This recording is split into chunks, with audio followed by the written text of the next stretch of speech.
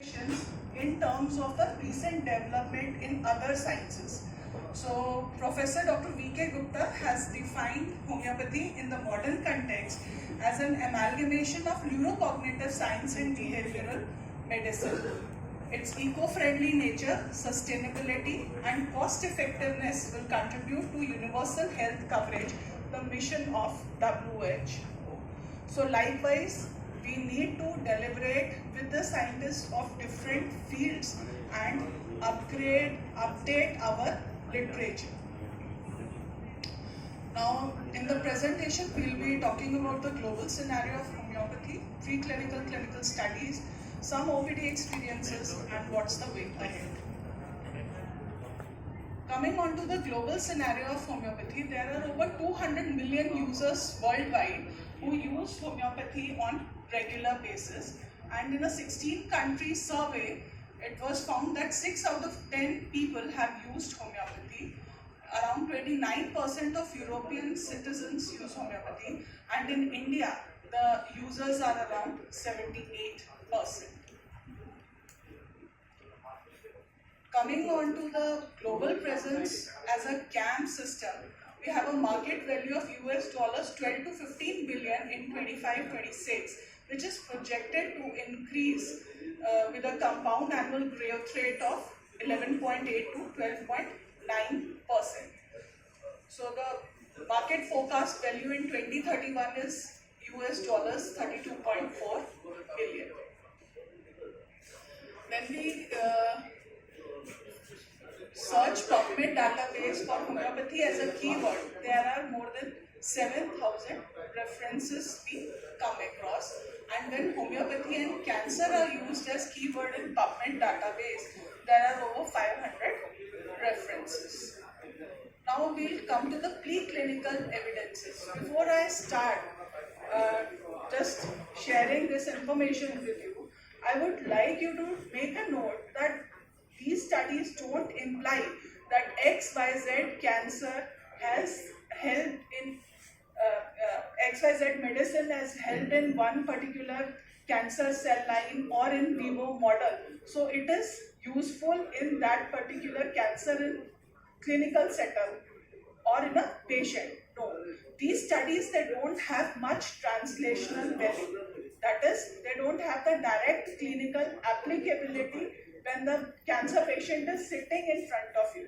These are simply helping us to understand what is the mechanism of action of homeopathic medicines, how these medicines are acting through different pathways, what are the molecular mechanisms. They are helping us to delineate those mechanisms. But in clinical practice, we should be guided by the principles of homeopathy and not by the outcome of these studies.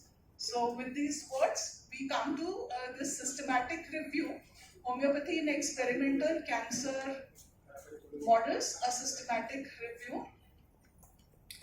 So this was a systematic review on fundamental research studies in homeopathy, and it followed the PRISMA guidelines with PubMed search for over 20 years, 2000 to 2018 in English, for the original in vitro and in vivo experimental cancer models using high dilutions.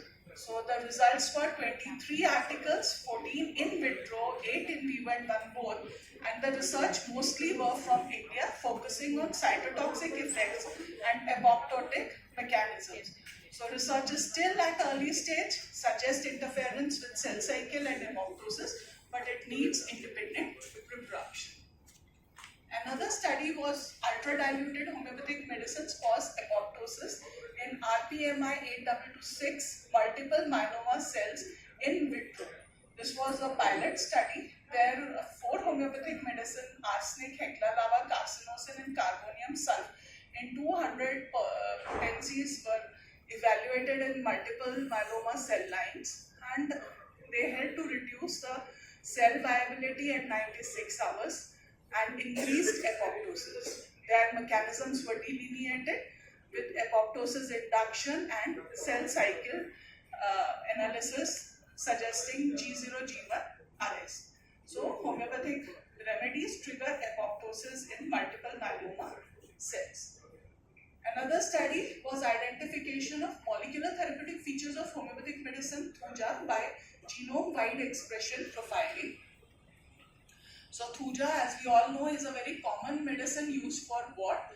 And here it was evaluated in gastric cancer. 0.1% of Thuja mother tincture was used for treating AGS gastric cancer cells, and genome-wide profiling was done. It inhibited the cell growth, reduced the colony and spheroid formation, down-regulated histone, zinc finger, and these pathways, MAPK and others.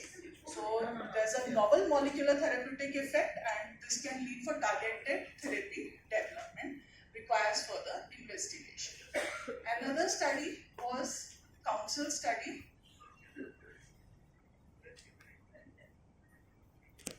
This was also council study. This was done in collaboration with Delhi University, where there was evaluation of therapeutic potential of selected plant-derived homeopathic medicines for their action against cervical cancer. So these were the medicines: Berberis equifolium, Berberis vulgaris, Mentha piperita, Curcuma longa, Cinchona, Thuja, and Hydrastis. They were used on cervical cancer cell lines. So what we found, that Berberis vulgaris and Berberis equifolium were the most potent medicines, and in silico docking they identified as potential HPV16E6 inhibitors.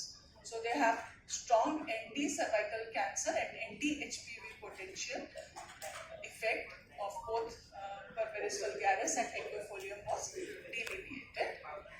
Another study was in vitro assessment of homeopathic potencies of Hydrastis can on hormone-dependent and independent breast cancer. So here also the breast cancer treatments, they have long-term side effects and drug resistance.